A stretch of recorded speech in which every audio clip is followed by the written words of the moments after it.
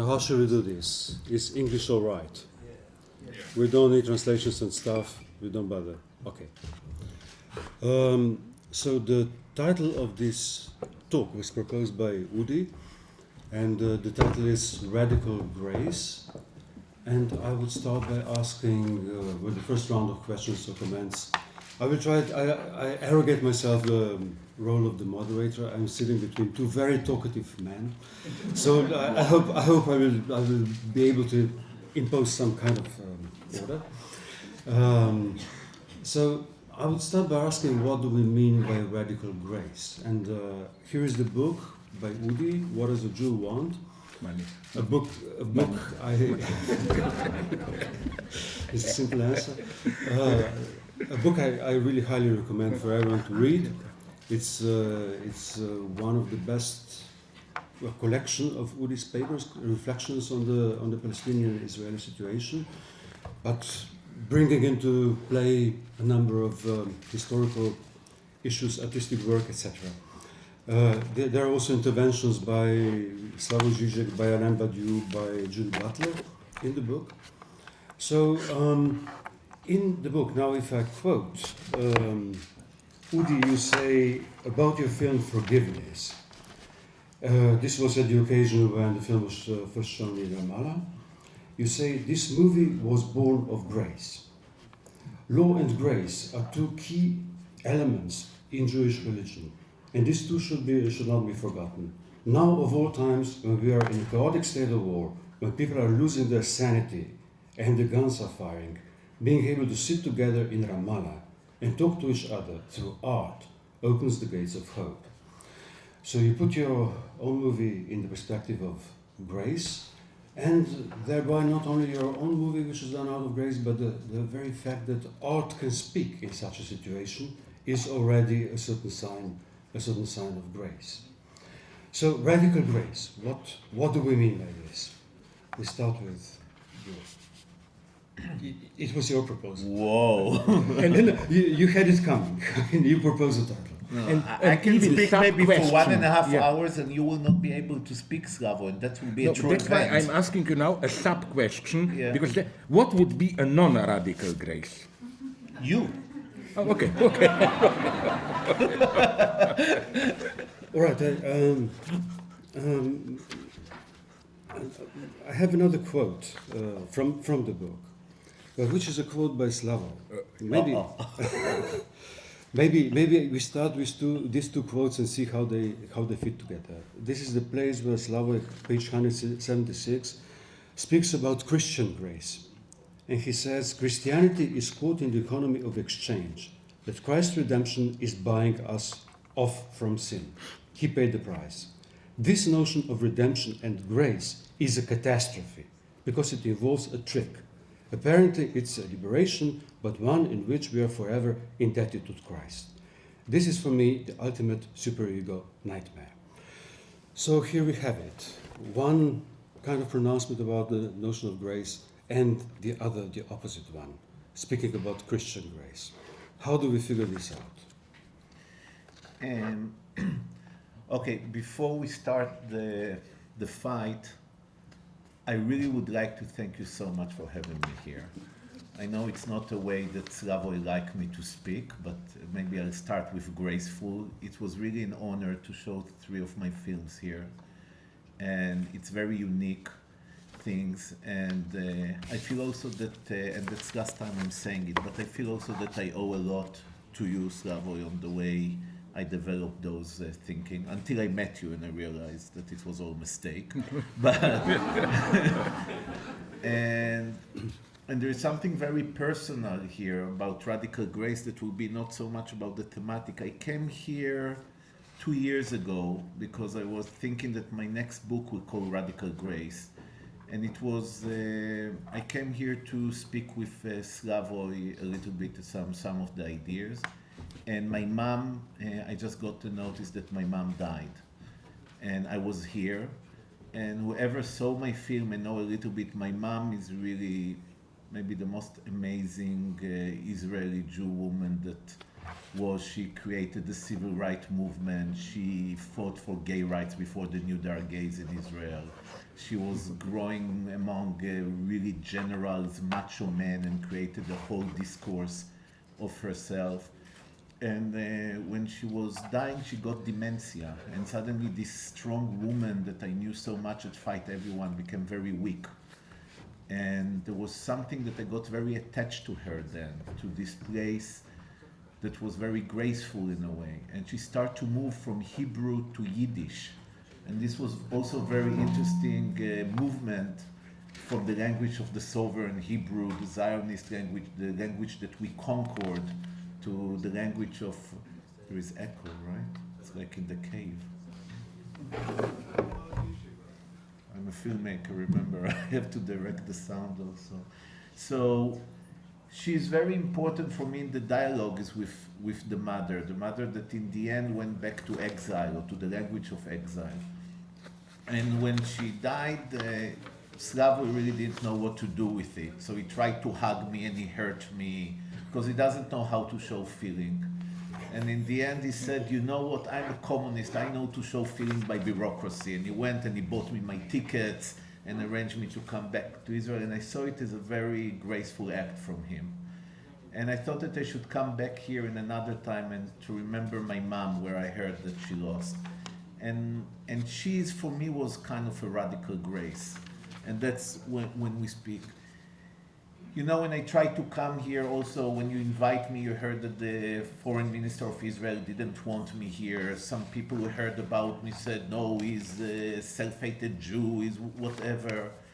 Because they couldn't understand that this place of radicalism, to try to change radical the essence of my place, of Israel, Palestine, and to try to create these things that I received from Edward Said, that he received it by reading Freud, that he received it by reading Moses, was to offer a place for the Jew to be able to be a Jew. And the way to be a Jew is really, the far way of being Jew is to be pure Jew.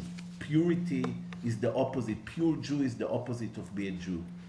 And how you can create this place is that on one hand you have to be radical. You have to say, I'm fighting to the end. I'm not cutting. I'm going with my body, stand with the Palestinians when the Israeli soldiers try to take the land. I'll be there in the refugee camp with my body, and I'll show where is my fidelity. And in the other hand, if I will just act as radical, in the end, and we know it from the radical left also very much, we destroyed each other because we don't get the grace, the place that moves us to make it happen. So in a way, I thought that maybe radicalism is the particular, is like maybe it's the language of politics of identity, and the grace is the universality, universalism. And with this I try to end universalism, I think that come from the West. Many times people read it as colonialism because they use universalism in order to impose their way of thinking out of Europe and really use it almost as a language of hegemony. But to go against universalism and to go in a radical way of thinking of political, of identity, that it's all about the little groups and what am I and you won't tell me what to do, and it's also create another perversion. And I thought that we have to bring universalism from the discourse of the politics from the identity and not from the hegemony. And for that you have to grow with the radical fight from the Popular Front, from the fight against the oppressor. But in this fight, never forget the sign of universalism. And part of something you saw in the movie in Art Violence, and maybe the reason that my friend, the late Julian Omer Hamis, was killed, that the voice when we fight Israeli oppression, it was very important to fight also for women's rights in the same fight, not as the same fight, not as a separate fight. And maybe I thought that maybe we thought fighting for women's rights is the sign of universalism. And not to give up and say, first let's free Palestine and then see what we'll do with our women. No, it cannot work like that. And maybe this is like a first run to try to speak about my mom, about this, about radical grace without being too abstract. So I think I said enough for maybe. But I'm not now. The same amount of time you can speak. Like in No. We're not proposing this, no. You will not impose this, as Derrida would have said, brutal metaphysical linear notion of time, on me. No, but quite seriously, the question that I asked you was not meant as some kind of a cheap, paradoxical, bad taste joke, which I often do, I admit it, provocation, but it's quite a serious question on, especially on the account of, again, I don't think you answered it. Why, okay, the way you squeezed out is radical is particular political engagement or whatever, and grace is universal. I still don't get it, because what I would have added is, but is authentic grace possible without this particularism even of violence, because particularism always means violence and so on. And the second question is hinted at, Mladen will later talk about it in a very naive way. I would say we have, under quotation marks, bad grace, this Christian superego grace. You know how this works, like as a free, superfluous gift for God, we got for free our deliverance. But precisely in this way, because we didn't pay for it, we are forever indebted to Christ. That's the trick. And the whole question is it possible to think the notion of grace or not? It's an open question outside this horizon. And just in this, it's very important for me because you speak about Christianity. Even the name of my movie, Forgiveness, that sounds also Christian, you have to understand the word in Hebrew means underground tunnels, mechilot. And it's a very different notion. Also, grace is, for me, it's a very different notion than the Christian grace. But what it is then? So, let's use, if we want to use metaphysics, so if we take the Star of Redemption of Franz Rosenzweig, if you notice the relation with the God, with the metaphysic, this grace we speak, it's only from between God and humankind is revelation, and between God and the world is creation. But really, redemption, God is not involved in it at all. It's between human and the world. It's between human and other humans. So in this level of the grace, it's not a divine grace at all. He's not part of this place. So when I speak about that, it's among us. This is a place that it's the opposite of this Christian notion. And it's all the time in movement. That's why it's not forever in death. And about the violence, don't misunderstand for me that grace means non-violence, because we spoke about it in the past when some of the reason that some people support BDS and people afraid BDS is when you boycott, diversion and sanction against Israel. And some people here said it's the most anti-Semitic concept. But what really BDS is for them, I don't want here to open the conversation. I just want to feel, it's really to create a space of non-violence in a place that the oppressed have the right for violence. And what it said, that violence is justified. It's in the grace, which just not always necessary. That's what the radical grace want to say, this acknowledge the right of the oppressed for violence, but it try to create a space that it's not necessary. And just because I'm more particular than you and less philosophical maybe, when I was making the movie on the JKLF, Jammu Kashmir Liberation Front, and the head, Yassin Malik, moved from violence to non-violence. And by the way, I'm banned from India because they didn't mind if I show Muslims that are violent, but they didn't want me to show a non-violence Muslim movement. And his claim why is non-violence was very different than Gandhi and non-violence. He said, I wanted to do an armed resistance. When I was 17, I took the arm, I started armed resistance against India. Then I realized that in order to do armed resistance, I need to have arms. Therefore, I took the arms from Pakistan. And after 3-4 years, I realized that I really fight for Pakistan. I don't fight for Kashmir anymore. So his issue of non-violence was very particular. It was, if I'll start my rally, I'll do everything for it. I'll go in the end, I serve another superego, another power. And this is a place that I want to hold all the time when I said radical grace. It's appearing in many places. So he moved to non-violence in order to create a new space that is free, not because he just wants peace and love. It's very different But, notion. I okay, think. maybe I'm naive, but I think this is maybe metaphysically the crucial point. I, of course, agree with you in principle, but what I still don't get it is why do you call that X, this universal good thing, why do you call it grace? Because in our common understanding, grace means a kind of excessive giving or whatever. Why do you use the term grace here? Because, sorry, just to supplement you, with Alain Badiou, who also mentions the materialist concept of grace, it is relatively clear why.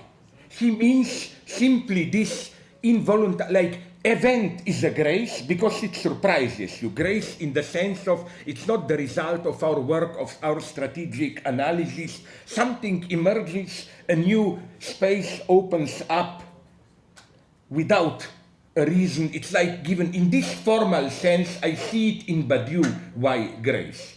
I don't but quite see it. For Badiou, he tried to create a place that is between the transcendental and the immanent. You don't know if it's really come from outside or it's immanent. I claim that he also doesn't know, but that's another No, topic. okay. Yeah. And I'm trying, first it's very... Why grace? But I will explain one second. Habibi. You see, that's how, sorry, can I interrupt you? You know said- about all this cultural appropriation No. that people are really angry that No, you I make... just wanted to tell you, you will have to suffer this. Jacques Derrida once mentioned... When you quote Derrida, I'm already like... Yeah. something weird. Classic joke that we all used it in our work about Jews. Okay, Derrida quotes two mega jokes. Jewish. My favorite one, absolute, to understand what is negativity and so on. It's the one, it's a Jewish classic, that's why I love Jews. That it's, when do you go to your church? How do you call them? Synagogue, whatever, yes. No, I'm following here the glorious American President Bush, who in one of his most famous statements said that when he was in California, he visited a Tibetan Buddhist synagogue. But that's United States, What I want to say is this, that in a synagogue, Jews are meeting, whatever, publicly, standing up, and then a rich rabbi said, oh my God, I am nothing. Then another rich Jewish merchant stands up and said, oh God, I'm also nothing, unworthy of you, nothing. Then a poor modest Jew stands up and says, oh God, I'm also nothing. And one of the two rich ones kicks out, who is this guy that he can simply say that he is nothing? What right does he have? And I think from the Hegelian standpoint, the rich guys were right here. Sorry. But what I want to say is there is another story, wonderful Jewish joke classic, maybe even too simple, retold often by Derrida, where, let's say this is the story of you and me, no? I ask you, tell me, how is it that you Jews are so rich? And you tell me, okay, I will explain it to you, but first give me, let's say, 100 euros, some money. I give it to you and you start. You do this, you buy a dead frog, some roots of some mysterious thing, and you bury them. And I say, and then? And you say, well, the story goes on, but another 100 euros, So it goes on, and at the end I explode, I said, really? Listen, there is no secret, you just want to get my money. And you say, you see, this is the answer how we Jews. And my point was that my impression is that with grace you were pulling the same trick. I will explain it, and so on. Because you speak all the time, but really, the philosopher Slavoj Žižek one quote Groucho Marx from the movie that he said in the court, the fact that this person look like stupid and act like stupid and speak like stupid shouldn't confuse you, he is stupid. So the issue that he speak like anti-Semitic, he look like anti-Semitic shouldn't confuse you, he is anti-Semitic. Absolutely. Don't provoke me here, because I will now say publicly the dirty idea that came to me. It's my pure love to you. We are here in proud, independent Slovenia. Why are we talking English? because of the Jew here. We eliminate him and we can be for what we were fighting for 25 years ago. And as I said, I raised my case. Yeah, okay, no, sorry, we shouldn't lose time now, I will be a little bit more serious. First, I was talking, remember? No, seriously. And then you don't let me explain the grace issue. Okay, do it. now you have time. Yeah, now you have time, okay, yeah. No, you can speak. You see. I don't have, unfortunately, 100 So it's euros very, with very me. Would this help you? I am a Jew, and I speak from the Jewish discourse, and I try to speak from a discourse from my language. And I had it with one of our friends, wasn't it the Catholic philosopher, the French one with the heart, with the fake heart? No. Nancy. Nancy. Nancy, yeah. So no, because Nancy took me for a long conversation that I explained him about Judaism in order that he can win the Rida in a battle. And then when I told him something in the concept of the language and how I go in the beginning, the word he likes so much to speak, in Hebrew it's really Bereshit and all that, he told me, why you speak theology all the time to me?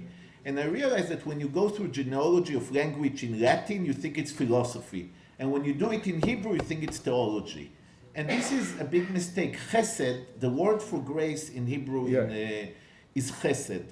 And chesed have a meaning because there is chesed and din. In the 10 sefirot of Kabbalah, there is chesed and din. And there are two energies that coming from God. So it's not the grace of God only. Judgment is and grace coming together to create this place of rachamim, of compassion. And you need them both in the way. And I come from this place that the divine, they come all the time, that the divine bring you those two energies. But then the more radical Judaism said, we don't need the divine anymore. It's a different structure. We help the divine. The divine is weak, and we correcting his failure because he fell, and we are here to build him in a way. We osfim the nitzotzot, they correct the things. So I thought that I want to use something from my language, and to not to let you, the Christian, to appropriate my language, because you know today if you do in a university sushi, the Japanese sue you for cultural cleansing. You heard this. So don't use my language to what Jesus took it to. There is a place that is different in grace, as the same way that I told you in forgiveness, that always has a subtext in it. It's have always the other meaning. So for me, the grace is the thing between, exactly from Rosenzweig, and you know I come from here, the grace is the things that between human, the good that human can create. And that's for me the universalism. The place that between human we want to create these things that all of us, the leftists, we fight, you're a Stalinist, you're this, you're human rights, you're a liberal, you're this, and we don't realize that there are few things that we all agree about. We're fighting, but we agree that women have to have equal rights. We agree that people are equal. We agree on few things that we never call them a name, but it's make us belong to the same group. And this is for me grace.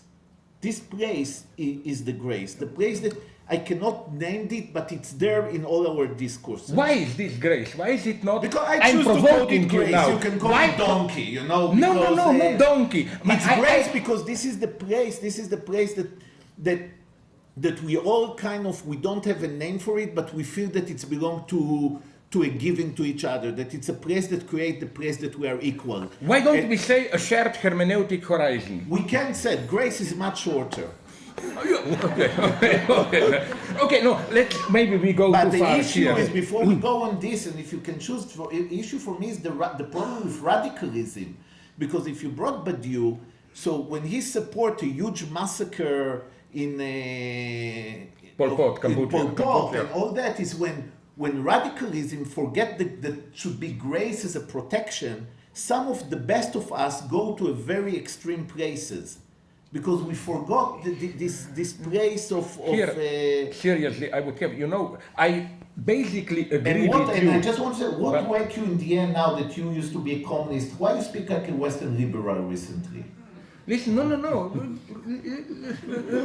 Because, my trick is this one. Maybe this will be an immediate answer. I think that precisely I can well imagine an extremely ruthless, brutal, leftist maybe also, totalitarian regime which would fully justify itself in the terms of grace. Saying, grace, a common place shared by all of us, my God, we have to protect it. You know, this was also my answer to the one who speaks about, once I had a debate with, not Agamben, the other guy, Gianni Vattimo, who, after weak thought, pensiero debole, no, which the name tells it all, he proposed now the idea of weak communism, no? And my answer, you can expect what was to him. I totally agree with you, just precisely because communism is weak, it needs a strong secret police to protect it. And I'm not kidding here. You know, I'm afraid, like, I see your problem. I totally agree with it, you know. But, okay, what I propose is that we don't go in this direction, that you allow me to do my short intervention, and then, I finally begin, yes. Okay, first, I also would like, and this is meant absolutely sincerely, to celebrate his mother.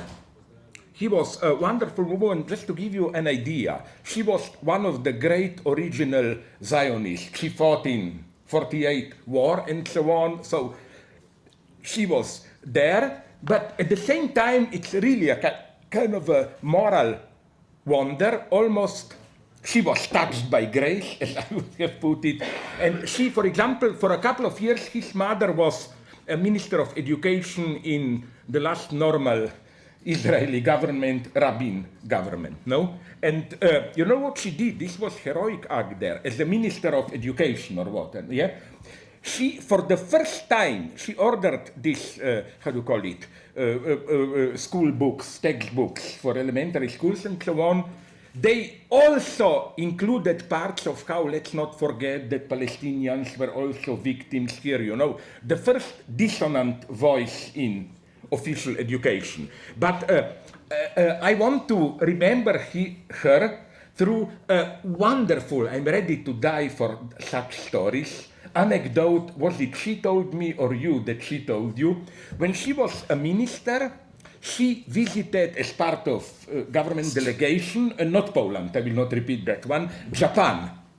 And there, Japanese Minister of Education came to her and said, yes, I admire you Jewish people, you are great, you are realizing your project, we admire you. And she was a little bit perplexed and asked, what do you mean our project? And the Minister Japanese of Education told her, and he meant this positively, but I know what's your program. I just read Protocols of Zion and it's excellent, I congratulate you. Your mother had a special talent for collecting. It's a totally crazy story, you know. And one of the standard jokes of me and Udi is that, but what if this is true? You know Protocols of Zion, that Russian secret police falsification of, no? That, but you know that I bought in Argentina years ago a right-wing book which explains that Protocols of Zion are true. Look at Hollywood.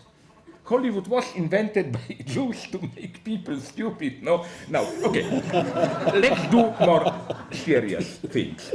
You know what I would maybe be tempted to do, just a couple of points, to do this. First, I'm still desperately trying to construct an opposition, like what would have been grace which is not this, let's call it naively, bad grace, superego grace. Maybe grace should be opposed to mercy here. Mercy. What do I mean by mercy?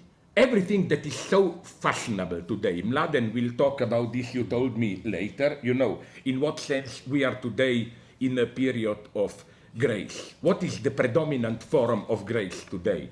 Charity, helping, and so on and so on. There is something false in this type of grace, and especially we can see it today when we have problems with refugees. Some idiots now are even attacking me that I'm becoming member of Pegida in Germany, when really for the last text that I published in New Statements and now in Spiegel, I know of 2 American leftist groups who demand that I should be denounced as hate speech. Why? Because what I'm saying is simply this, that there is something so deeply wrong in approaching the problem of refugees in this liberal charity forum approach. Are we open enough to receive them? Are we human? And so on. Come here and all that stuff. I think we are playing with fire here, not because refugees are bad, but why? First, if you permit me this, and I know you both know the text, the best criticism of this type of charity bad grace was formulated by Mladen, you know it better than me, I think I even took this quote from you, Oscar Wilde. The beginning of his wonderful text, The Soul of Man Under Socialism. It begins with the claim that, I quote, "It is much more easy to have sympathy with suffering than it is to have sympathy with thought." And here is this passage. People find themselves surrounded by hideous poverty, by hideous ugliness, by hideous starvation. It is inevitable that they should be strongly moved by all this. Accordingly, with admirable, though misdirected intentions, they very seriously and very sentimentally set themselves to the task of remedying the evils that they see. But their remedies do not cure the disease. They merely prolong it. Indeed, their remedies are part of the disease. They try to solve the problem of poverty, for instance, by keeping the poor alive, or, in the case of a very advanced school, by amusing the poor. This is what Germans are now doing with retraining the refugees, teaching them that if you see a girl with a short skirt, it doesn't mean she is inviting you. I find this so humiliatingly stupid. Isn't it clear that what happened in Köln was a kind of a typical lower class wild carnival? And the whole point is that, it's so mistaken, this liberal approach. They just don't know our culture. We have to explain to them that here, my God, that's why they are doing it. They know it. It's typical. I read a wonderful book. The translation was published here in Slovene. You can find it. Robert Darnton on Big Cat Massacre and so on, where he describes this strange event in the early 18th century in France, where poor workers, textile workers, weavers, whatever, to protest, they tortured and burned cats, and it was such a display of violence, extreme brutality. So my lesson from here is what? It's precisely that, like, we shouldn't idealize political struggles. That's why I moderately like, although I think it's way overestimated, this film, which is now Hateful Eight, What I like is that you see that the guy who should have been the good guy, played by Samuel Jackson. Don't tell the end, I didn't see it yet. I will not tell the end, but I will tell something just a little bit before the end. Yeah, it's that, you think he's the good guy who fights racism, but then he tells to an old Confederate general what he did with his son, freezing him to death, then told him, I will only give you the coat to keep you alive, not to freeze if you suck my dick. And then the guy desperately sucked his dick, and at the end he didn't give him the coat, and so on. I think that that's the reality of political struggle. Now you will say, but no, this is just exaggeration, it's not like that, and so on and so on. No, I think that another fundamental presupposition, what is wrong in this charity approach, it's even worse than charity itself. It's this idea of, how should I call it, pan-humanist understanding. The stupidity that I'm attacking now is best encapsulated in some wisdom that all politically correct people like to quote. An enemy is someone whose story we were not ready to hear. I say, oh really, thank you, now I know why Hitler is our enemy, In other words, I don't think that if you talk with the other, there is always, if you scratch the surface, that you will get some deep insight, some authentic view, and so on and so on. No, things are much more horrible. People really can be mean, and if they have a beautiful story to tell, it's usually to cover up the crimes that they are doing. I was quite shocked, for example, once I listened years ago, just before he disappeared into illegality, 94 I think, to Radovan Karadzic, giving an interview to, I don't know, CNN, one of those, and he was telling, he played on that gusle instrument, and he was telling wonderful Serb myths, ancient, and that's my point. When you penetrate the other and you hear the deep story or whatever, this is not the truth. This is precisely the lie. I'm here for X-Files. The truth is outside. The truth in what you are doing. And there is a very good book, I quote it somewhere, called The Nazi Morality. It's not, of course, it's anti-fascist, right? But it asks the crucial question: how were the Nazis able to do it? What stories were they telling to themselves? And you also discover wonderful stories. In other words, that's the first point. This is why, and of course, incidentally, the same goes for us. I don't believe in this discovering the true voice of the other, and then we shall understand each other, and so on and so on. No, I think that the only understanding universal solidarity is at the level of much more empty universality and struggle. I believe in universality of struggle. For me, the idea is not, but we should understand the Arabs. Okay, we should try, but how can we understand the Arabs when we don't understand ourselves, my God? The only thing that works is we have here our struggles in Europe, they have their own struggles. Can we somehow connect, link these struggles? So while I am here shamelessly also attacking Muslim fundamentalism, and I think that we shouldn't elevate into a taboo this idea that somehow Muslim fundamentalism, terrorism, whatever you call it, it's not simply an excess. Somehow the space has to be opened for it within Islam. But I'm not just saying that it's just the case of Islam. I totally reject that Oriana Fallaci line of thought. Oh, but you look at surah in Islam, you find it there. If you look at it like this, you find it everywhere. Look at what his people are doing. Read, for example, you know this better than me, who is the successor of Moses, Joshua or who?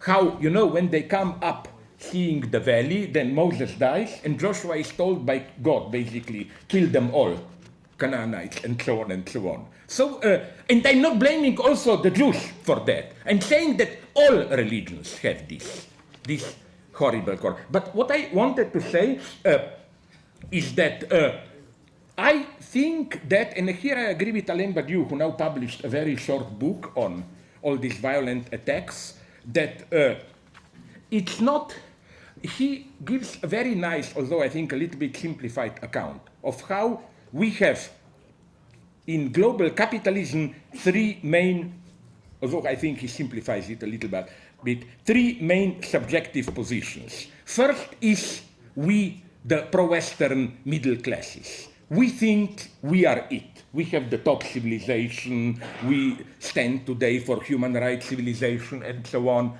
And our attitude is very ambiguous, but you describe this very nicely. On the one hand, we are arrogant, you know, all we can do to others is to teach them our values. We are the top.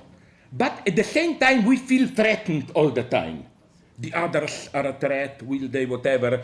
Of course, I don't agree with this. I think the greatest threat today for Europe are defenders of Europe, those anti-immigrant and so on forces. But what I want to say is that Badiou says very nicely then the second type of subjectivity is, he calls them le désir de l'Occident, desire for the West. All those in Third War who have a desire to be like the West, to join it, and he describes very nicely how they even try to imitate it in their own country. And it's true, like if you go today to, I don't know, in Africa, I know, Luanda, Lagos, you have whole parts which literally imitate. You feel, if you don't look too far away, you already see slums, but that part of the city, you feel like in the center of, I don't know, Paris, London, cafeterias, Starbucks, and so on.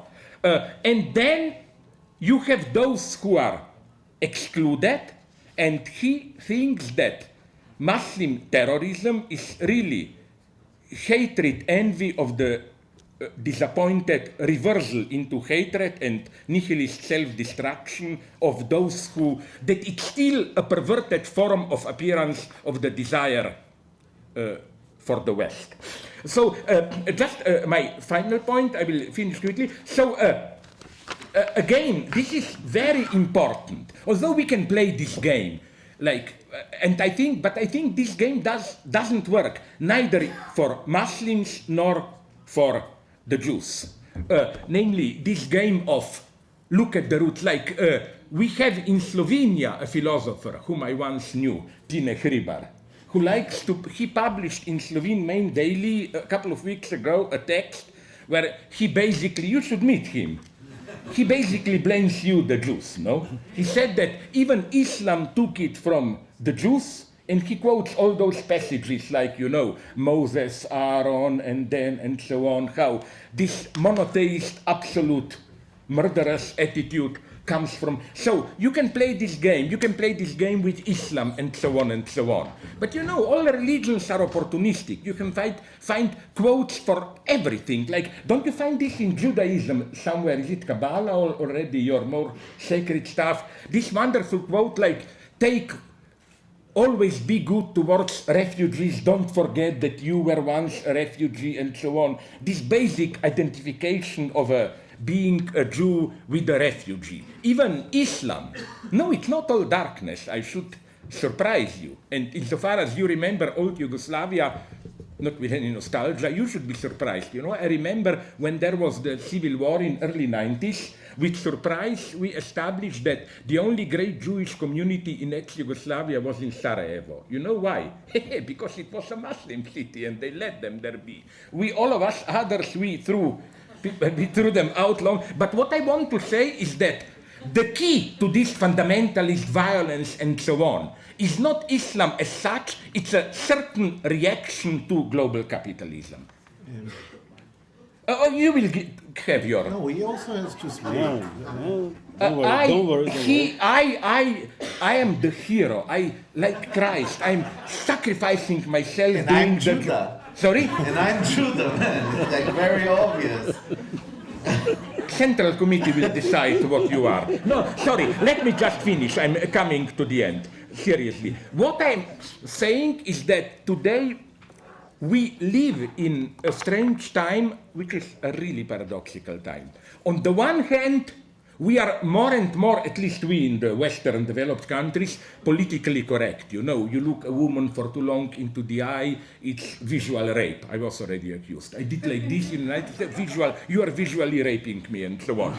But at the same time, brutality is growing to such an extent. And I think that while, again, we should absolutely, ruthlessly analyze, condemn Muslim fundamentalist brutality, the way they treat women and so on and so on. But we should just be fair and extend the analysis to everyone. From my standpoint, I've written about it. For example, take Catholic pedophilia. If you accuse dishonor killings and so on to be part of Muslim identity, then you should also be consequent and claim that pedophilia is somehow part of Catholic identity. But I would like to tell you a story which is really terrifying one. I mean it. With this I will conclude. It happened now a couple of months ago in Canada. It's just to show you how far we in the West can go. Because, you know, Canadians are usually very arrogant. They claim United States, America is barbarian, but the myth of Canada is this. We are the synthesis of what is the best in America and in Europe. You know, American productive capitalism with European civilization. Okay, this of course doesn't prevent them from having gang rapes, ritual murders of native women. Okay, the story, the last time I told this story in London, Jacqueline Rose, my friend, was shocked and protested that I even mentioned it. I think she was wrong. It's this politically correct sensitivity. And there was a trial in March of this year. The hero, I mean this in a brutally ironic way, Bradley Barton from Ohio, was accused of killing a prostitute, sex worker, as they put it now in politically correct terms. And he did it in a very brutal way, kind of a Norman Bates way. He had a big knife and, even more brutally than Norman Bates, put this big knife into her vagina and moved it. Okay, now you will see why I'm telling you this story. There was no denial. I mean, he admitted the act. But his defense was that this prostitute, who was, it's very important to know, how do you call it, native, whatever, American, okay, I think she was Indian, not Eskimo, whatever you call it, but she was the other native. That she specialized in rough sex, so this was part of the deal. Then when the judge asked, but wait a minute, she didn't concede being cut like that. She said, no, we were both under drugs and I just went a little bit too far. I'm not even aware what was happening and so on. Now comes the first horrible moment, and wait a minute, the second one is much more horrible. The jury set him free. They claimed it was just, how do you call it, adult, consensual sex, which, okay, ran a little bit out of control, but he wasn't responsible. Now comes the true horror, I warn you. It's incredible. Check it on the web if you don't believe me. You know how the defense, not the jury, it's not me, usually it happens to me, that how the defense, not the prosecution, succeeded in winning. They did something unheard of.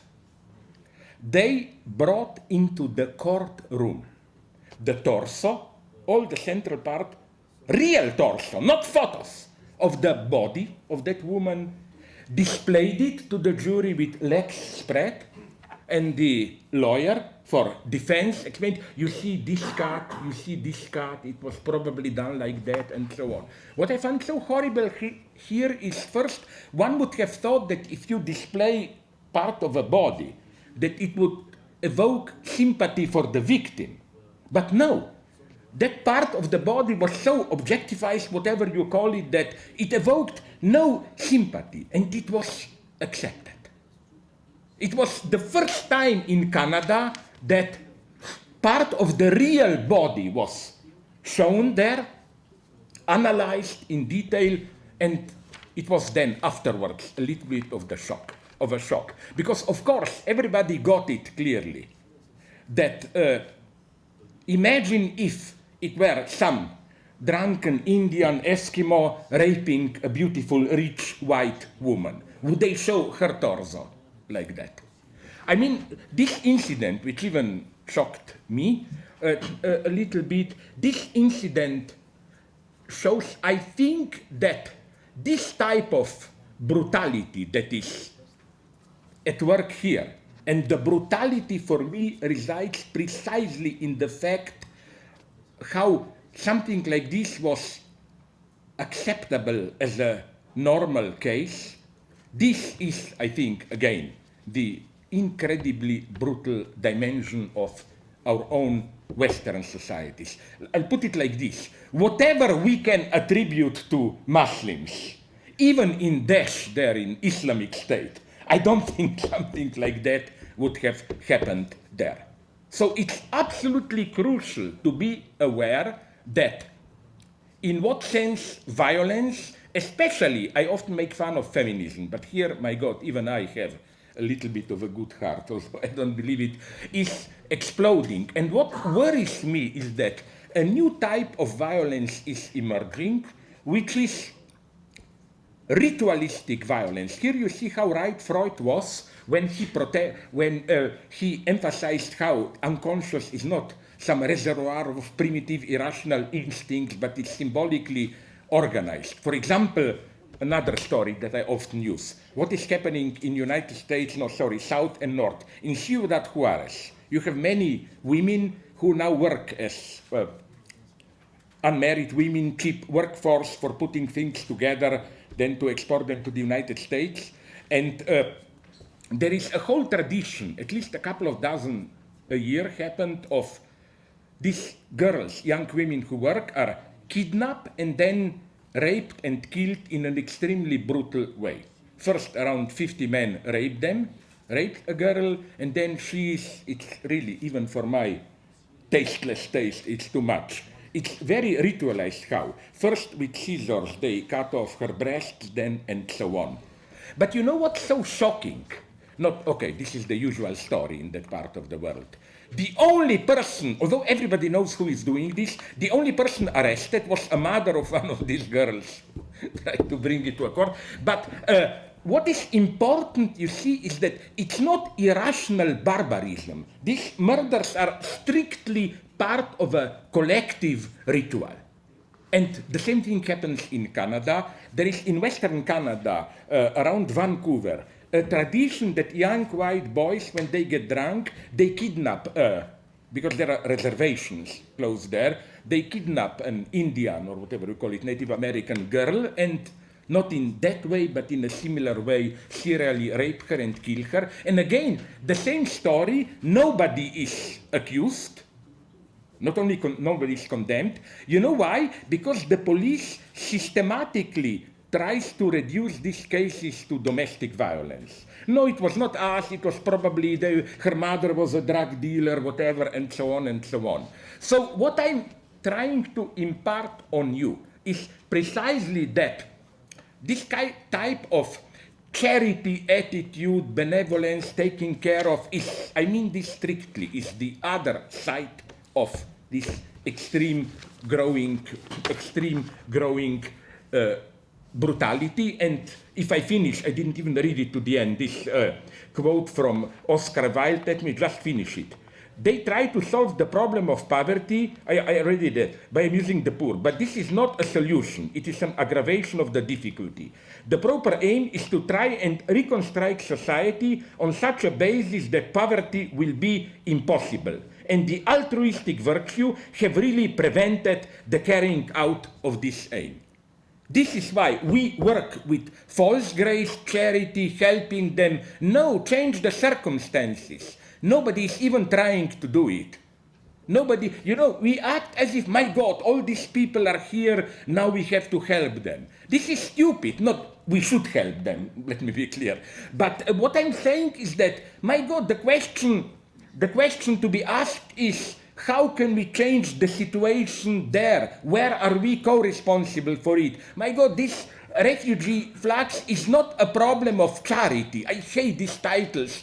Did Europe lose its heart? I hope it will lose it, because this is not a problem solved with heart, but with cold political passion, where you try to change the situation and so on and so on. And just really to conclude now, I'm ultra pessimist here. I will boast now a little bit. A couple of days ago, I was on phone with my friend Julian Assange, who told me he's totally pessimistic now. He told me that it's clear what is happening. Europe will reject the refugees. We Balkan countries will also try to limit them. They cannot be all in Turkey, so what should they do? Should they go back? No, because the situation in Syria and Iraq is getting worse and worse. It's absolutely clear that this is not really a war on terror. I don't think there is a war on terror going on. Nobody really wants to fight terror. They just use terror to fight their own fights. Turkey is using fight on terror to kill their own, to control their own Kurdish resistance, and Kurds are the only serious local force fighting ISIS. Russia is playing their own games, Saudi Arabia their own games, and so on and so on. So you see, my leftist answer is not, no, terror is not the answer, war on terror. No, I claim there is no war on terror really going on. All countries, we, even Israel is suspiciously silent about Islamic State. No, why? Because it prefers Islamic State to Hezbollah, and Hezbollah is Shia, Islamic State is Sunni, so, they are all using war and on terror to fight their own geopolitical battles there. That's why I claim, of course, we should take care of the refugees and so on. But my God, we will be all lost if we don't go a step further into much more radical political economic action. That would be the true, okay, I'm ready to call it the other grace, but not this humanitarian blackmail, like in this country, in Slovenia, maybe to inform you. You know, I still remember 3-4 months ago when refugees were not yet really here. My God, how I despise them. Some of Slovene artists, writers, it was popular to do an interview and to say, I hope you remember it, my apartment is open for them, please let them come. Now they all disappeared and so on, you know. And so on. I mean, I don't like this humanitarian competition. I like solving problems. And the greatest madness for me is here. The leftist delusion, a couple of friends from the West criticizing me, so they said, don't you think that getting as many refugees as possible to Europe is a unique chance for a revolution? Because we in Europe have a good revolutionary theory and ideas, but we lack the revolutionary agent working class. I told them, are you crazy? So now you want, as a good capitalist, to import the revolutionary agent? It will be, if you ask me, I'm seriously a radical pessimist. I really think that maybe even war in Europe, and much more serious than that war is opening, if we don't change the terrain, if we don't move out of this false grace in the sense of humanitarian competition and all that and so on and so on. I spoke too long, I know, but fuck you, you had to suffer me. No, so thank you very much. No, thank you. No, Can I just a short response and then we'll move? I'm just the middleman. No, I'm very short, It's and then I would okay. like to hear you. So, and I don't want to respond like before with very fast, but in a way more thinking with what you said and what I heard. This is what you call short response, no? Just thinking widely, no? Like. Yeah. Okay. If I try, I would not speak as much as you are. You know. So, first. I really think that there is something, we should oppose anti-Semitism, but when I look at him, I think maybe there is something in anti-Semitism.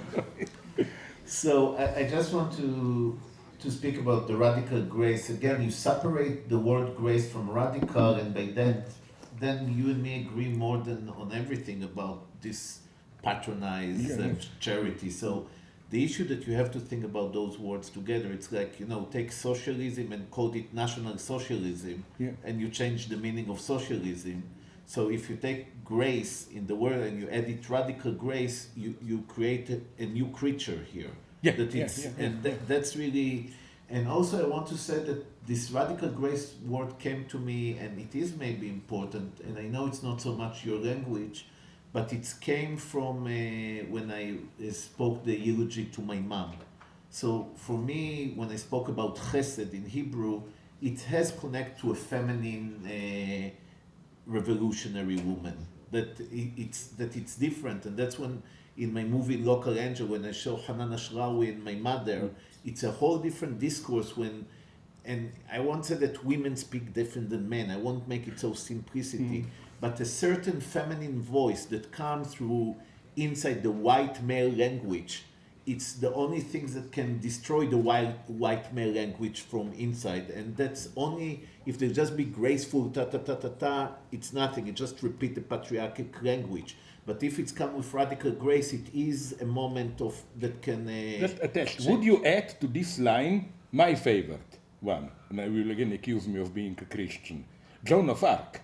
This was for me grace, you know, but it meant grace like real war, killing the enemies. She was for me the figure of radical grace. And Alemba, you agree with me here? That's why I have to protect the words from you guys. It's exactly the moment. You sometimes people take you seriously when you said you're a Stalinist, and then I have to deal with it back home. You know, so it's not so easy always to be your friend, Slavoj. and I just want, and this is the last thing, there is something in a way that when you speak about the refugees, you sound racist, and then you speak about the Western, and then you sound, you're against the Western people. But what's happened when I see all your language together, and there is something that I don't have in my language, and maybe it's because I'm not from Europe, or maybe because I did cross the line and I created a binational situation. But there is all the time in the background of what you tell, I feel the other and you. Like when you tell the story about in Canada, you're already aware that this audience already in the background hate this situation, totally against it. So there is a kind of a Western moral that is against this pornographic story. In the same time, you know that you entertain the audience with a very pervert story. Like it's holding the whole language that they know. And when you said, no, listen, Islam is not so bad. It's already in the background that Islam is really bad. And now I'll tell you, I'll be liberal and so it's not so bad. It also exists in Judaism. And of course it exists in Judaism. Judaism speak about genocide. Islam don't speak. Jihad, it's never genocide. In jihad, you just have to convert the other if he's fight you to Muslim. In Amalek, in Judaism, is to massacre you cannot, like King Saul lost his kingdom just because they have grace on one person in the Amalek. So of course I can tell, but why do I have to create a certain apologetic language to explain the other that is like us? If you break this structure that there is the Christian and then there is the other, but they are really not so terrible because we're also terrible, because of course what the story that they did in Cologne, it's nothing compared of years of young prostitution walking in Berlin and rich middle class white men going and pick them in the cars in the forest. And the same people who doing it, they are the one who's so shocked in what's happening in Cologne. And that's kind of obvious for us already. We know that they are the same. We know that both of them, it's a different kind of exploiting women, creates like treating women as an object and all that. The creation, where is the language that the other will not be the Muslims that are not so bad, but the other will be the neo-Nazis and the people and the fundamentalist Muslims, and they'll be together as the other. I see your point. And this is, and it's cut the place differently because, they don't let out in Cologne to let refugee to come into the swimming pool. And you'll be just to criticize some of the radical leftists who said, but why they're not doing it, It's right. But the same way, I never saw that in Germany they locked swimming pools for German, and all neo-Nazis are Germans. And yet they never thought that when there is a neo-Nazi attack, we said we won't let German to come into our swimming pool anymore. So first, all neo-Nazis are by far not German. You should now add at least Litva, Latvia, Estonia, Hungary, and so on. No, I speak the neo-Nazis in Germany right now. Okay, I agree with you that all German neo-Nazis are German. Yes. And so always when it's not the other, we see them as particular. And when it's the other, we see them as one somehow. Even if we said we don't see them as one, we see them as one. And the last thing is about this grace, and it's not about charity so much to say that it's a different, because I'm a pessimist, and with this I'm also in a funny way pessimist like you. I said I will do any trick possible to keep the gates of Europe as long as I can for refugees, not in order to create a proletariat revolution here, but because I have the memory as a Jew for what's happened when the Jewish refugees knocked on doors and the doors were closed. And every refugee I can get here by tricking you, by conning you, the European, and save more and more people. And after, I'll try to deal with my binational concept to fight the people here or not to fight. But first we have to save, because horrific things happen.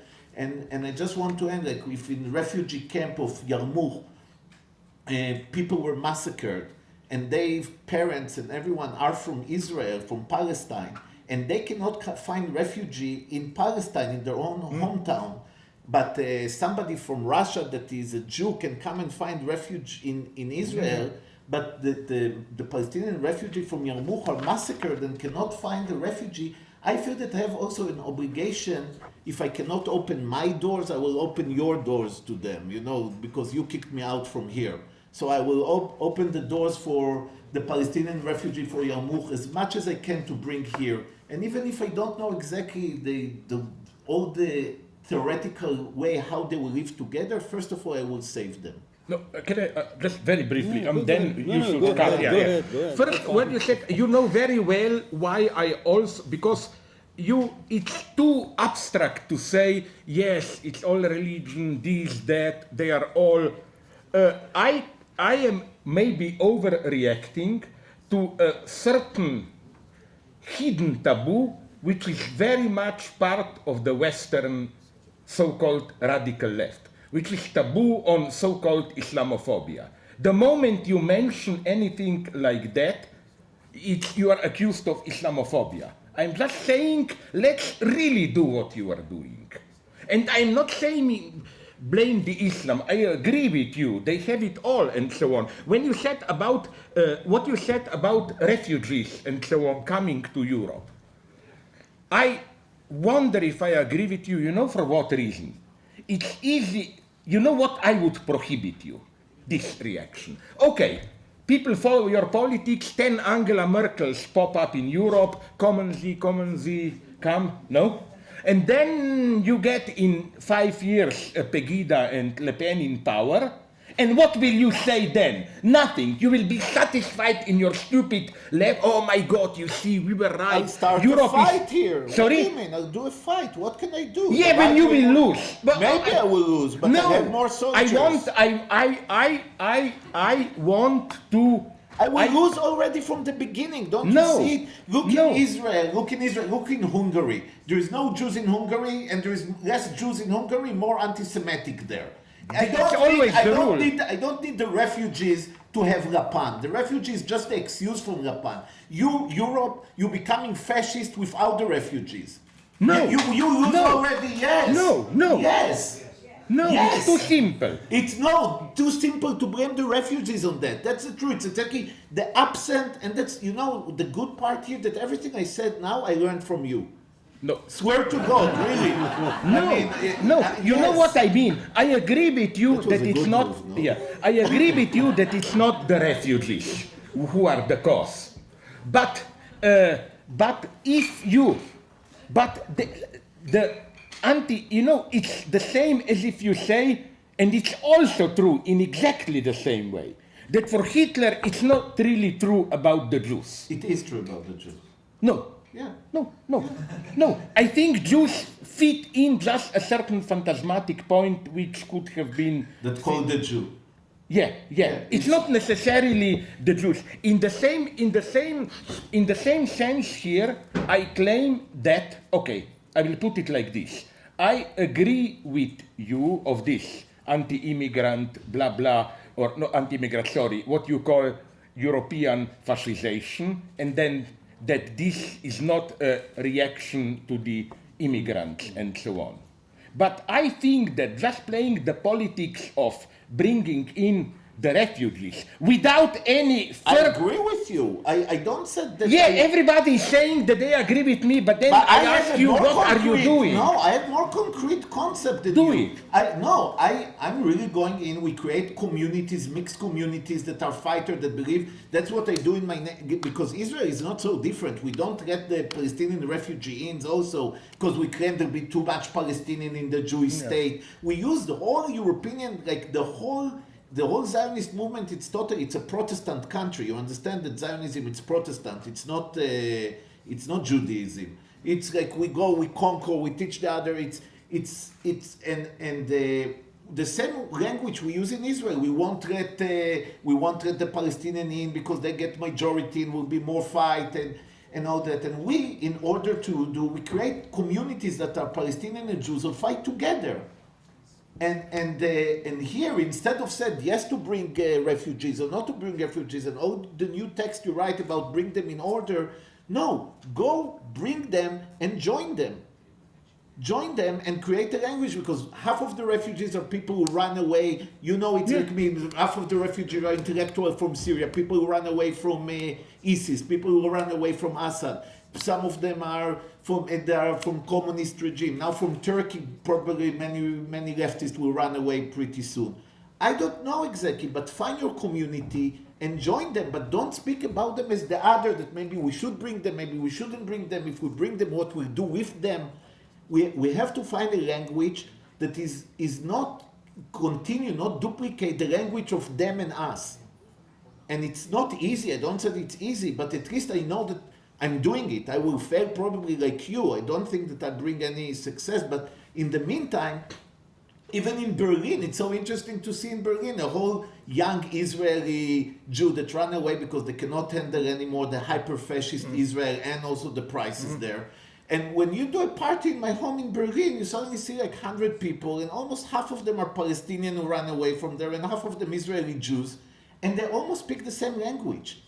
Now we are a small community, but it is example of a different kind of cutting the dichotomy of the other and not the other. I agree with you here, but I don't think it will work in that way. I think, now I speak as a Lacanian, you underestimate what I'm tempted to call the real of cultural difference. You underestimate the extreme power of everyday racism. And I think that I put it even in this way, maybe. I think that why this obsession with bring us together and so on. I hear a madman, I'm ready to go to the end.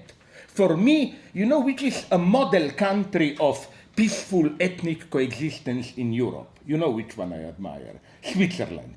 Okay, they are a mafia country, dirty, but culturally. Why? Everybody who knows Switzerland knows this, especially the Germans and the French. Culturally, they more or less totally ignore each other.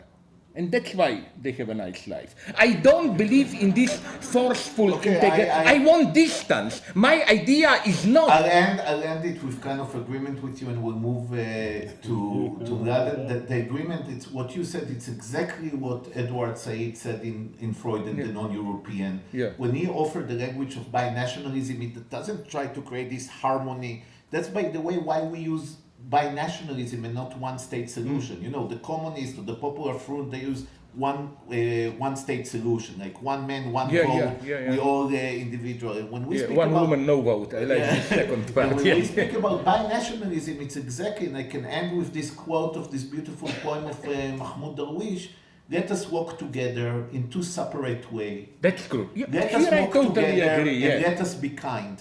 Yeah, absolutely agree. That's That would be my really program, yes. So Just the last thing, but really the let's last. agree for a second. Hold it. Okay, now. No. I only want to say that I still have a tight problem, although also Alain, but you use this term. I'm just, and maybe Mladen, my God, you wrote a book on it, your first one, fascism. I'm afraid of this there is something specific going on today with this very weird and dangerous developments in Europe. And I wonder, I always have the gut feeling that this quick, as the Germans say, Schimpfwort fascism is kind of a too quick a move. I wonder if it covers really. I think there is something much more, for example, the way in which we should think. Already with anti-Semitism, you may probably know this, Etienne Balibar already 10 years ago proposed a very simple but I think theory which points in the right direction. He said that today what was still 100 years ago specific structure of anti-Semitism is getting globalized today. That's why, and you agreed with me, I propose this crazy thesis that today's in Israel radical Zionism is the latest stage of anti-Semitism. And to do a good bow to you, you know how this happened. We were once at some round table, although we have a fight who said what, no? I said it. Yeah, okay. But the point was this one, that in Berlin, the Israeli cultural attaché or whatever turned to me and said, but why are you a friend of this guy, of him? Don't you see that he is just trying to exploit you to get more money, fame, and so on? And my reaction, he claims his reaction that was, And my reaction was, yeah, was that, but so you are telling me that he is a Jew, really? You know, like the Jews portrayed him, and then we had the so debate. you think that the Jew, the only reason for me to do something is for money, and you call me anti-Semitic? No, the Israeli, no, but you know what no, seriously. And I had the same experience in Israel. People were attacking him for, he's not really one of us. He pretends to be a Jew, but he is really cosmopolitic, wants just international, all the cliches in European nation state face. Again, like, what was the big motive with Charles Maurras, all those against the Jews? They are our citizens, but they have their own priority. They are not really one of us. They are repeated now against so-called self-hating Jews.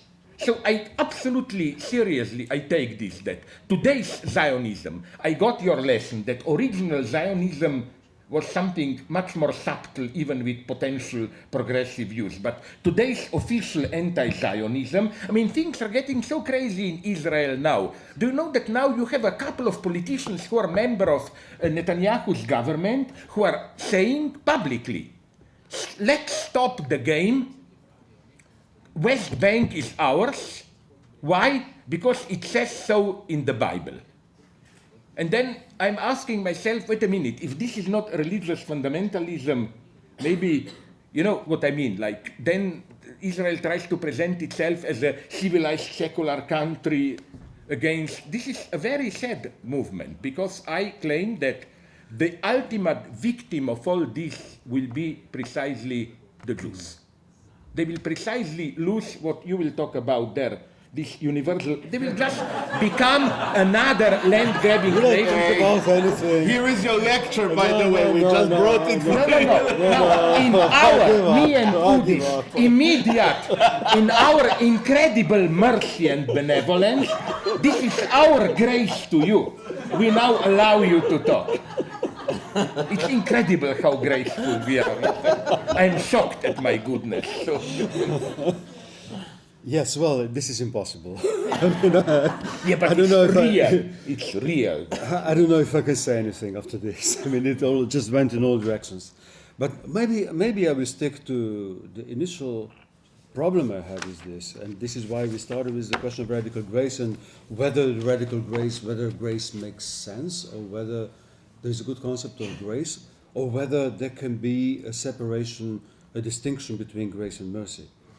And well, my particular point of entry would be the Merchant of Venice, and you have a piece in the book also on the question of Shylock and the way the Shylock story, which has shaped in so many ways the development of Christian versus Jew as inscribed in the very workings of capitalism. And the story of the Merchant of Venice is basically the story of pitting against each other two logics. And one logic is the logic of the contract, the bond, the law. And you say in this quote, the law and the grace, these are two things. These are two things which go together, which are the key to the Jewish identity, as it were. So in Merchant of Venice, you have precisely those two logics pitted against each other. They are at the extreme points. You have the logic of contract, which is the logic of abiding by the law, and this is Shylock's logic. He has his bond, and by his bond, he should take this pound of flesh. On the other hand, you have the logic of Portia, who swears by mercy, who swears by grace throughout the piece. And in this court scene, it's precisely being pitted against each other, the sticking by the letter, the Old Testament just sticking to the letter, as opposed to the New Testament as the logic of mercy, that which is beyond the letter, beyond the law. For what is mercy? It's something which is freely given without being in any way obliged to give it. This is a gift beyond obligation.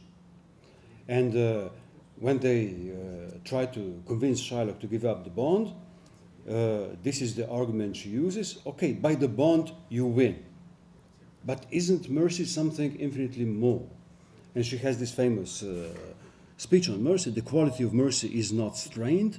It droppeth as a gentle rain from heaven upon the place beneath. It is twice blessed. It blesses him that gives and him that takes.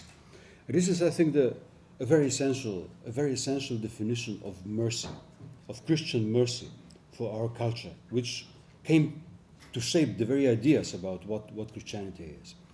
And I will just add that she is the speaker for the Christian mercy in this, but actually this very quote is based on Old Testament. Actually, the source for this quote is Ecclesiastes. How fair a thing is mercy in time of anguish and trouble. It is like a cloud of rain that cometh in the time of drought. So she unwittingly, or maybe very deviously done by Shakespeare, quotes actually Old Testament on mercy and grace. So I'm trying to come to a simple point. First, that mercy is something given without obligation. It's beyond the law. It's a transgression of the law. And because it's done without obligation, without it's free, it opens a debt. You are infinitely indebted for mercy. I mean, you are indebted by the law, but the terms in which you are indebted are perfectly clear. They're spelled out in the contract. But when you are given something for free, when just out of mercy, then this opens a debt which you cannot repay. And this is the difficulty, the trick, the something one cannot quite get out of with the concept of mercy. An infinite indebtedness. And it can only be, the response to mercy can only be the response of love. You can only give love in return to someone who bestowed mercy on you. And it blesses him that gives and him that gets the mercy, because he who gets the mercy should be infinitely grateful, and he who gives the mercy feels gratified by his own generosity, as it were. By being graceful, by being merciful, he is gratified by his own act of generosity, giving something for nothing. And politically, he's the one who, by being merciful, displays that he's entitled to the position he's occupying. Mercy is always bestowed from a certain position of power. You bestow mercy. You are not obliged to do it. You bestow mercy on someone. You are in a position to give it or not. At the moment you give it, you actually justify yourself as being merciful. And, well, the development of capitalism from this opposition between Shylock and Portia is twofold, I think. One line could be called Capitalism is Universal Shylockry. This is actually the title of a paper by Simon Critchley and Tom McCarthy. So what happened? This is already Marx's argument. We have all become Jews. We have all become practical Jews. We have all become Shylock. Shylock might have lost the case, but we have actually, the Judaism has become the practical underlying, the calculation, the profit, the usury, the interest, has become the underlying logic of the whole society. And Portia's position in this, which is the position of mercy, historic position of mercy, may seem as having been pre-modern in response to the modernity of Shylock as the proponent of capitalism. She still stands for certain religious assets, mercy, etc. And my claim would be that she is actually postmodern. That what happened now is the new development, the recent developments of capitalism, is rather that something that one could call beyond the Shylock principle, which means that we are at the mercy. The mercy has become a sort of generalized background of what is going on. We are at the mercy. And you spoke before about the question of mercy being the universal, and even in relation to mercy, law is something particular. So here we have a certain universality of mercy, I mean, mercy by definition is not universal. By definition, law is universal. Mercy is an exception to the law. It's always an exception. You can be merciful or not. It's a state of exception. Mercy is a state of exception in relation to the law. One can speak in Agambenian terms. Sovereign is precisely the one who can bestow mercy. This is the privilege of the sovereign, because he's not bound by law. He's somewhere above the law in order to be merciful, to be able to bestow mercy. So I think that this actually hangs together with the new developments in capitalism, that there is a certain state of emergency, the universalized state of emergency, which more and more qualifies our situation, is the universalized state of mercy. We are at the mercy. We are at the mercy. If you look at Lazzarato, and he always talk about the indebted man as being the sort of prototype subjectivity of modern times. You are in debt, and countries are in debt. Everybody is in debt. The fact of being indebted is the universal fact, is the universal formative fact of subjectivity of today. Being in debt is precisely being at the mercy of the other. I mean, the amount, there's the infinitization of a debt, as it were, which goes hand in hand with the universalization of the structure of mercy. And this is, and there's another part, which the one that Slavoj spoke about, that actually some very basic social injustice is treated as a question of charity. So, by definition, we see the poor as something that should be dealt with by our generosity, by our good heart, by the question of let's be charitable. The charity institutions are always, if you look at who are the most popular Slovenes in this Delo vote, you always get the charity, because they're such good people. I mean, they are willing to give their own resources and really help the poor, help the refugees or something. So this is another part of treating very basic structural injustice, class antagonism, through the question of mercy and charity. I mean, on both ends, we are at the mercy, and we are the ones who are called upon to bestow mercy and thereby try to alleviate social injustices. So this is why the question of mercy, I think, is so profoundly problematic. And everything, I mean, if you speak about radical grace, everything hinges on distinguishing this kind of grace from the question of mercy.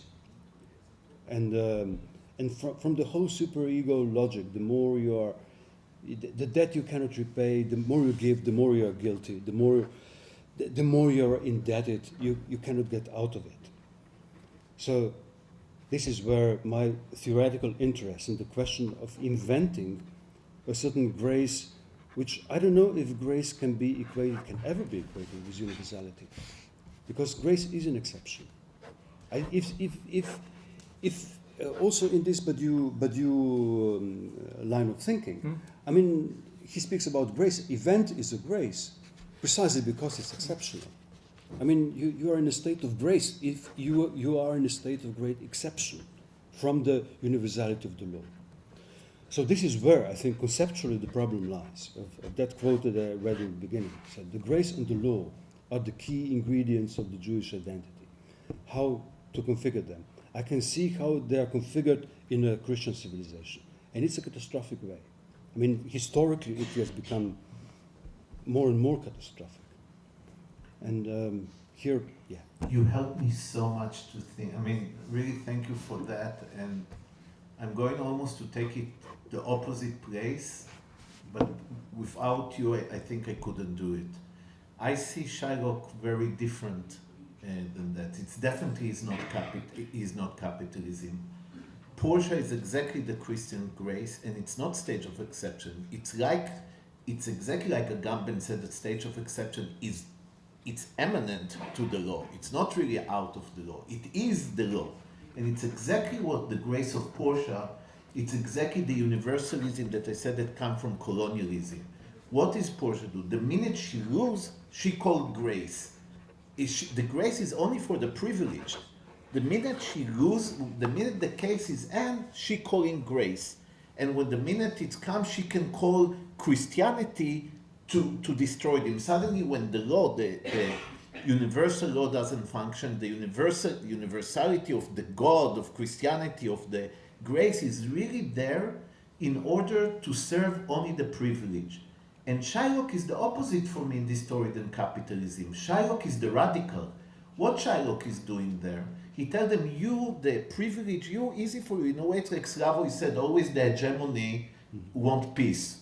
Why? Because peace, it's a status quo. Said, Palestinians speak for justice. Israel said, yeah, we want peace. What do you mean we want peace? You stay where you are, we stay where we are. This is the grace of Portia. Whenever the privileged need Christ, they can call him from up and destroy the claim of this and use the metaphysical in order to control the discourse. So this stage of exception, it's within the system of it itself. And what Shylock is doing, what Shylock is doing here, he tells them, you know, St. Paul said that the circumcised, the Jewish circumcised of the flesh, it's the circumcised of the heart, right? That's what St. Paul said. That's Christianity, right? Israel of flesh is Israel in spirit. The circumcised of, and they try to ignore the body. And what Shylock is telling her, you said it's, you Christian said it's the circumcised of the heart. I will circumcise your heart. Give me two flesh from your heart. I bring you back to the physique of me, of the other, the one you don't want to see, the one you want to call him the capitalist, the one, I bring you back my body. And it was so strong for me to see what's happened to me, and I wrote this text is because I saw Al Pacino doing it in Broadway, not in the cinema. The cinema, it's horrific film. In Broadway... You mean Merchant, no? So the Merchant, the Merchant. Because he did also it as a film, and the film is terrible. But in stage, we see a part that he didn't really change Shakespeare, just add something Shakespeare didn't write, and it's all happened in silent. When he give up everything, they see how they baptize him. And there is a whole moment that Al Pacino go and get baptized. And you see all the humiliation that this grace forced the other, this exactly the universalism of colonialism, I said. And he got in and he come out totally defeated, and he pick up the yarmulke from the ground and he put it on his head, the yarmulke, and he looked at the citizens of Venice. And when I saw it, all I heard is like suddenly he connected me to the Palestinian freedom fighters in Jenin. I was there still in Jenin, and said, we will be back. You can try to force us, you can try to take us down. And what the Palestinians did is exactly, all they argue of Palestine, and it's not only now they spoke about that God gave us the land. Always the Palestinian, that's what Hanan Ashrawi said to my mom in the movie, said, we always spoke on behalf of the law. International law means this land is ours, we have the right to live here. And you came with God. And she told my mom there, it was in 2001, she told her, because you are fundamentalist, in the end we won't have a choice but call God as well to the discourse. Because the minute the Israeli didn't have answer anymore to the call of the law, of the Shylock, said, look, this is my body, I'm here, it's my body, I deserve sin. And they said, no, we have a mission from God, we are metaphysical, God sent us.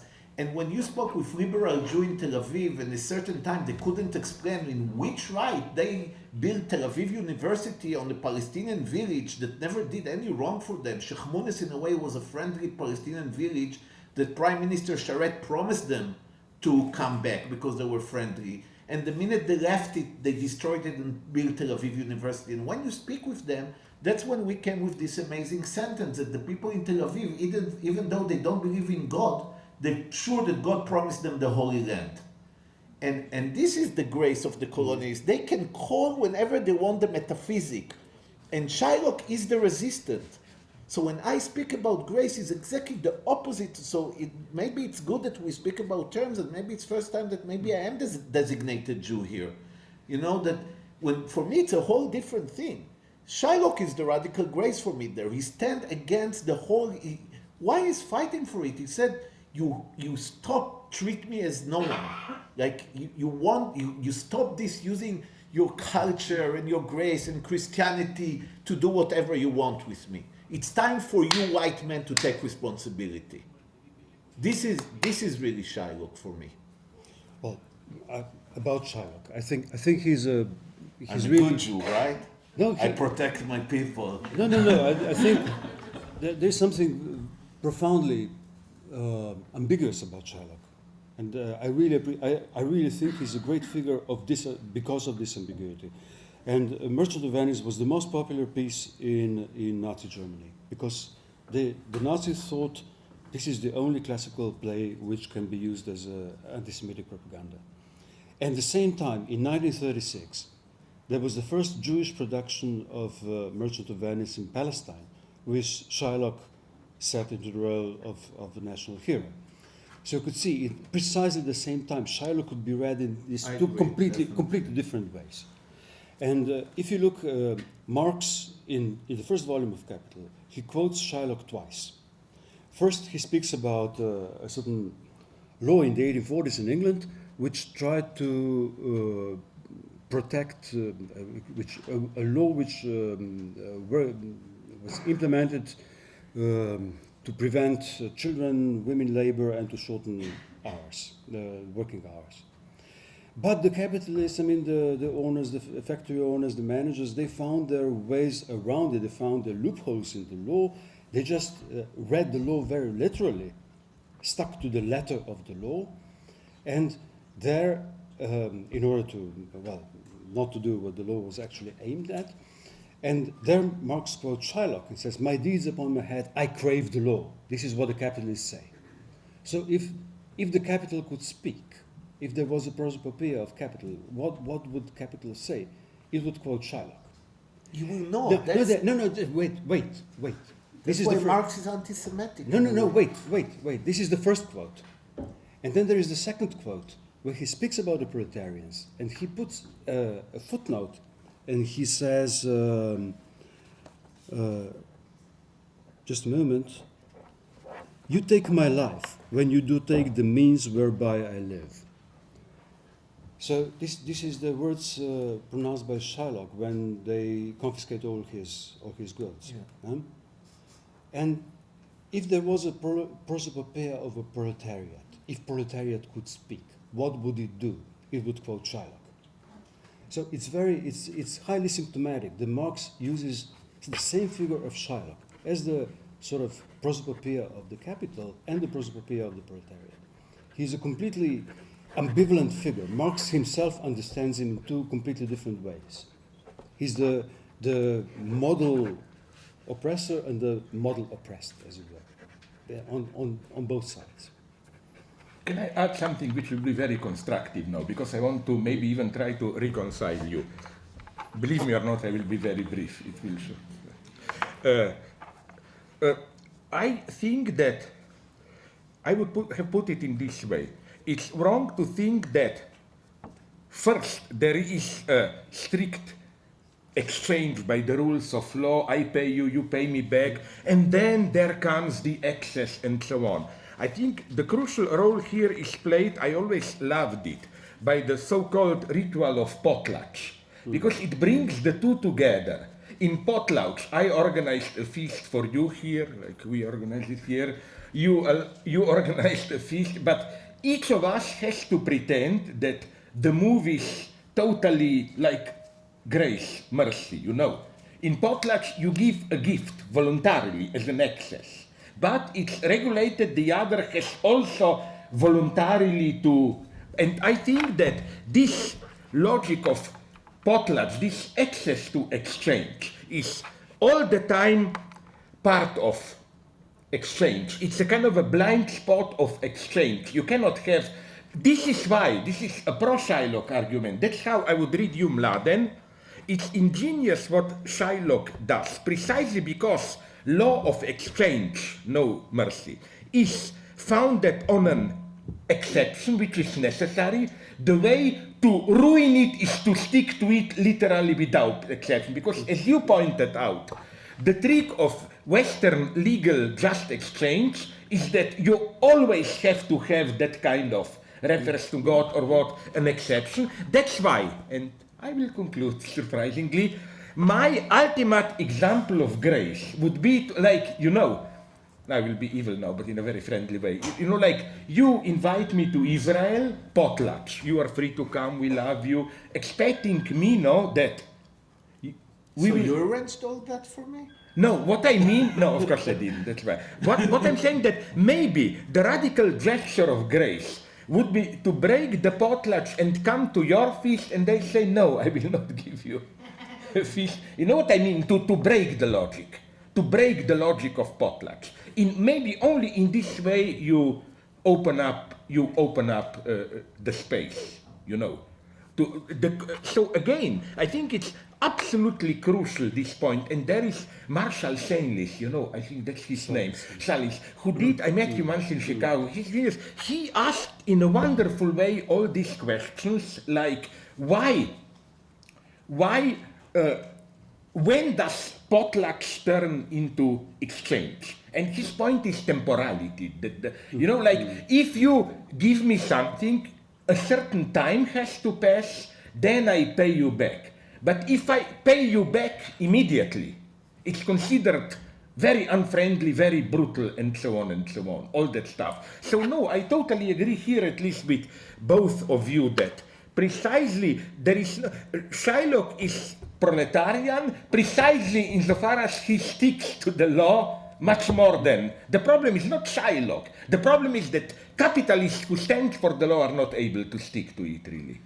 That's important because I don't want to Of create course, too it's much important harm. because I said it. Okay, but let's go on. Yeah. It's important because you said it, and I don't want to conclude with a happy end here. We'll do it to a happy end after. Yeah. So. I think that Marx, in this case, it's nice that he said this and this, but in this case, on the first one, it is a little bit his anti-Semitic rule here. I think in this part, but he's missing something. Which is? And I will say, first he's missing really that he create, you imagine that Shylock and Portia are really equal powers. It's like two ideologies, and he ignored the body. And that's really a discourse that wasn't in time of Freud. It's a different body. The body of Shylock is the body of the oppressed. Is the body of one that will lose by definition. I don't know how it will end. He will lose. The minute it starts, I know he will lose. There is no way he can win. And what Shylock is doing is like the BDS, the Palestinian with the BDS. They're so obnoxious, right? They said, what we ask, what BDS asked to boycott Israel? We asked the international law. We ask for non-violence. That's the rule. Because they ask so much for the minimum of what the oppressed, all he can come is against the capitalist or the colonialist with the law, because he knows that they never stick to the law. Ever they stick to the law. They always exactly, it's eminent to the law, the exception of the law, of them. And what the BDS do is exactly what Shylock do. They said, but you said international law, if I was born here, I have the right to do it. You said that if there is a occupation, I have to right for violent things. You have, you like the exactly, and then it's created such a fear because they put this mirror, exactly what Shylock do. And then Hillary Clinton want to make a law against a non-violence act of the Palestinian, of BDS in America. And she said, I will make a law against it because they stick to the law. So it's not that Shylock really believe in the law. It's like, it's naive. It's naive to say that he really represent the law. It's naivete, he cares about the law. He used the only tool that the oppressed have to use in this case. And Portia, it's not that we have, when she come in this position in purpose, she dressed as a man, because it's only a white man can present it. Only when she takes the mask, suddenly there is a whole, I don't want to open it, but the end of it, suddenly she become a woman and there is the ring monologue. That it's totally different story. So suddenly when she's the woman, she give a whole different text. But in this position, she can act only as the man and only as the law that include the exception of the law. That's the structure. It's built in. So I think that Marx read wrongly Shylock here, because he really thought that he represent capitalism. And he didn't realize that he represents the weak, the oppressed, the black, the one who has no right, that all he can come to us is that to use that maybe we believe that we have a law and to try to use it against us. And he lost already from the beginning. Shylock lost already from the beginning. Can I add something which I'm agreeing with you? It's true, even examples, because I know a little bit American situation. For example, it's very concrete, nothing very theoretical. It would be interesting to write a legal history of contracts between American government and Indians, Native Americans. It's all one big story of broken laws. And which tribe, Cherokee or which one? It's pure strategy, because this was the one tribe in the East still where integration perfectly worked. They become civilized merchants and so on. The whites were annoyed by them. They moved them to the West. In some miracle again, 10 years later, they functioned perfectly. They were richer than their stupid goat-fucking white neighbors who lived around. For the third time or second, they moved them in some stupid desert so that they guaranteed that. So I agree, but would you agree with another point? That seems to me the perversity of certain reference to Holocaust, which is really an obscenity for me. Namely, your mother is reported to, good role for her, to have heard, who is the big one? Golda Meir say that Golda Meir once said with a certain satisfaction, when people complained, aren't we too military, that after we suffered Holocaust, we can do whatever we want. After Eichmann trial. After trial, now No we one can can do, tell yeah. us what to Now, do. isn't this that precisely in a very Christian way? Zionists here try to capitalize on Holocaust as their infinite sacrifice, which, creates an infinite debt. That's the most true about that's why we all the Israeli kids go against to Auschwitz and Auschwitz all the time. But won't you agree here something And else? the thing, and But then to call the Arabs Hitler, but, to call the Mufti but Hitler. my argument here would have been that precisely this reference to Holocaust is the worst sacrilegious thing. It's horrible. They are spoiling humanity. This is a shameful act to use Holocaust, which was, my God, one of the absolute crimes, as a bargaining chip in colonizing a little bit. For how many years they didn't let to translate Primo Levi to Hebrew. In the end, they couldn't, because Primo Levi is really, in a way, for me, is my spiritual thinking about the issue. And he, in a certain time, he said, after Lebanon war, he said, every nation have their Jews, and the Palestinians are the Jews of Israel. And when that's come from Primo Levi, you don't really want to bring him there. But I agree with you, and you will. I will now tell a joke for the public. You will not get it because it's Slovene. I love Primo Levi. Said it in Slovene. No, but you will. The founder of Slovene nation, the first books published, is a guy called Primož Trubar. Trubar, family name, Primož with Z, with like Žižek. And I liked so much Primo Levi that I remember in elementary school, and the teacher laughed at me. I always pronounce it as, Primo Strubar. So that's my love for Primo Levi, okay, but that's another story. No, but I agree with you, it's so, just go when, instead of being, I'm against historical relativization, but instead of being caught in these polemics today, it's so good to look a little bit back, like how different is Primo Levi from all this Holocaust industry, or even, and that's, you taught me in this, my great argument when I'm arguing with my Jewish friends, or not such great friends, in Israel is, listen, don't believe me.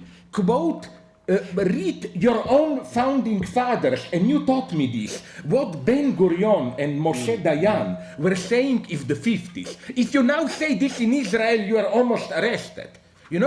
Ben Gurion, the founder, he said openly, we have no right to this land. We are taking it from others who are living here. It's not a question of right, it's a question of who will win and so on. I mean, they were refreshingly open, and that's the irony. At that point in the 50s, where Israel was really not a stable land still. They were able to talk like that. Now that Israel is a superpower with everything, Now again they're going to speak like that from a different angle. Before he spoke from a place of weakness, and today, and then was the denial all this time we are not, and now again from weakness. a very Why? Because of now Iran from or a what? vanity then they were struggle for beginning of the nation, said it's a war, you know.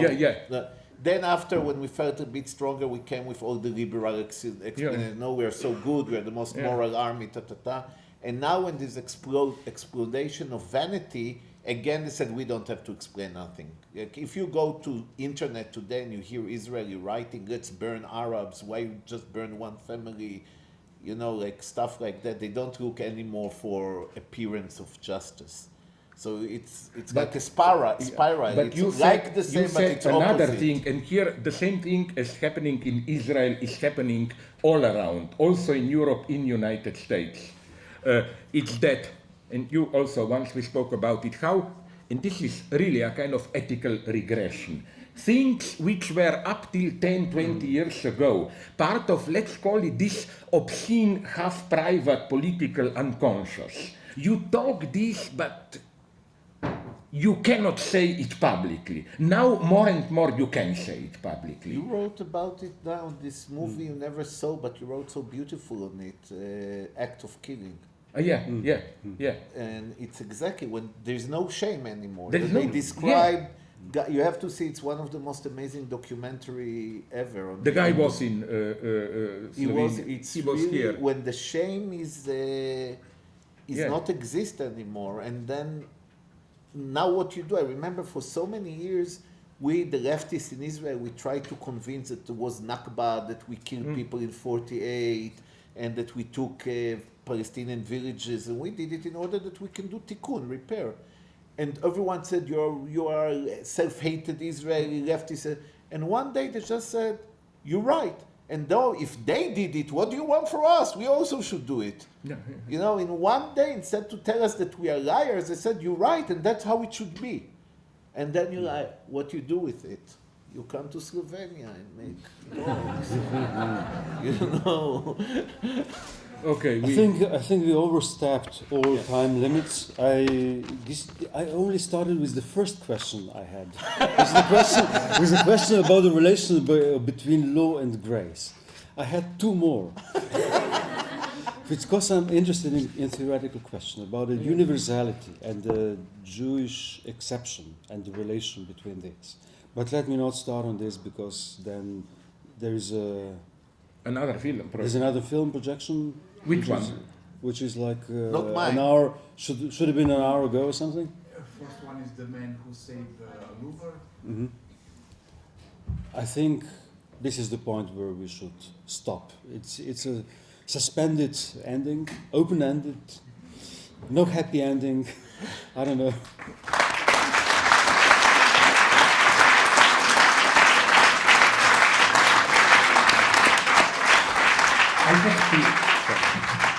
I have to answer tomorrow at 11.